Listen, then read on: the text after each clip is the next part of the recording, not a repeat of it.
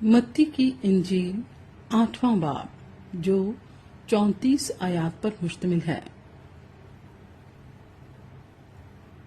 जब वो उस पहाड़ से उतरा तो बहुत सी भीड़ उसके पीछे हो ली, और देखो, एक कोढ़ी ने पास आकर उसे सिजदा किया और कहा, ऐ खुदावंद, अगर तू चाहे तो मुझे पाक साफ कर सकता है।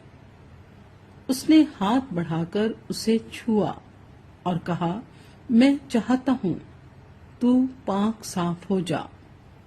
वो फौरन कोढ़ से पाक साफ हो गया। यीशु ने उससे कहा, खबरदार, किसी से ना कहना, बल्कि जाकर अपने तई काहिन को दिखा, और जो नजर मूसा ने मुकर्रर की है उसे गुजरान, ताकि उनके लिए गवाही हो।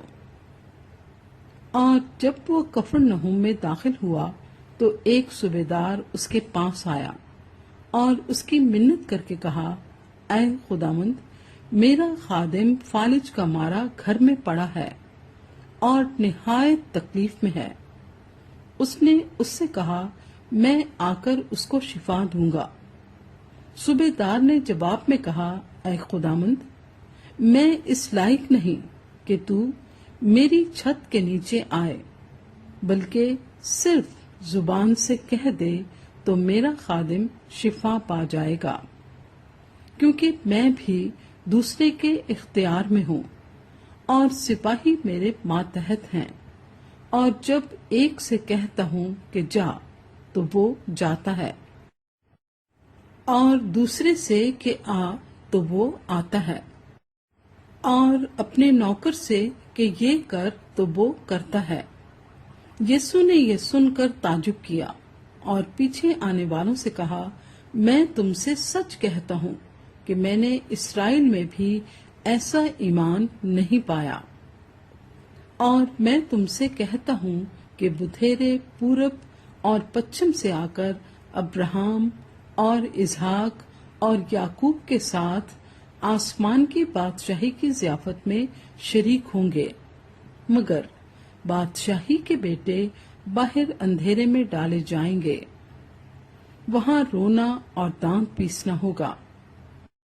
और यीशु ने सूबेदार से कहा, जा, जैसा तूने एतकाद किया तेरे लिए वैसा ही हो। और उसी घड़ी खादिम ने शिफा पाई। और यीशु ने पतरस के घर में आकर उसकी सास को तप में पड़ी देखा। उसने उसका हाथ छुआ और तप उस पर से उतर गई, और वो उठ खड़ी हुई और उसकी खिदमत करने लगी। जब शाम हुई तो उसके पास बहुत से लोगों को लाए जिनमें बदरूहें थीं। उसने रूहों को जुबान ही से कहकर निकाल दिया और सब बीमारों को अच्छा कर दिया, ताकि जो यसाया नबी की मार्फत कहा गया था वो पूरा हो, कि उसने आप हमारी कमजोरियां ले लीं और बीमारियां उठा लीं। जब यीशु ने अपने गिर्द बहुत सी भीड़ देखी तो पार चलने का हुक्म दिया। और एक फकीर ने पास आकर उससे कहा, ऐ उस्ताद, जहां कहीं तू जाएगा मैं तेरे पीछे चलूंगा। यीशु ने उससे कहा कि लोमड़ियों के भट्ट होते हैं और हवा के परिंदों के घोंसले, मगर इब्ने आदम के लिए सर धरने की भी जगह नहीं। एक और शागिर्द ने उससे कहा, ऐ खुदावंद, मुझे इजाजत दे कि पहले जाकर अपने बाप को दफन करूं। यीशु ने उससे कहा, तू मेरे पीछे चल और मुर्दों को अपने मुर्दे दफन करने दे।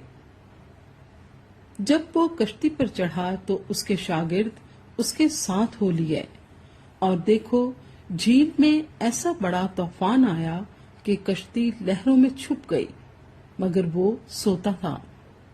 उन्होंने पास आकर उसे जगाया और कहा, ऐ खुदावंद, हमें बचा, हम हलाक हुए जाते हैं। उसने उनसे कहा, ऐ कम एतकादो, डरते क्यों हो?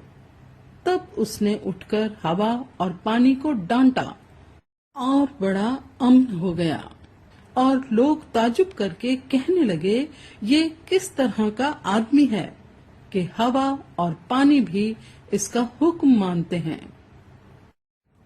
جب وہ اس پار گدرینیوں کے ملک میں پہنچا تو 2 آدمی جن میں بدروہیں تھیں قبروں سے نکل کر اس سے ملے۔ وہ ایسے تند مزاج تھے کہ کوئی اس راستے سے گزر نہیں سکتا تھا، اور دیکھو انہوں نے چلا کر کہا، اے خدا کے بیٹے، ہمیں تجھ سے کیا کام؟ کیا تو اس لیے یہاں آیا ہے کہ وقت سے پہلے ہمیں عذاب میں ڈالے؟ ان سے کچھ دور بہت سے سوروں کا غول چر رہا تھا۔ پس بدروحوں نے اس کی منت کر کے کہا کہ اگر تو ہم کو نکالتا ہے تو ہمیں سوروں کے غول میں بھیج دے۔ اس نے ان سے کہا، جاؤ۔ وہ نکل کر سوروں کے اندر چلی گئیں، اور دیکھو سارا غول کڑاڑے پر سے جھپٹ کر جھیل میں جا پڑا اور پانی میں ڈوب مرا۔ اور چرانے والے بھاگے اور شہر میں جا کر سب ماجرا اور ان کا احوال جن میں بدروہیں تھیں بیان کیا۔ اور دیکھو سارا شہر یسوع سے ملنے کو نکلا اور اسے دیکھ کر منت کی کہ ہماری سرحدوں سے باہر چلا جا۔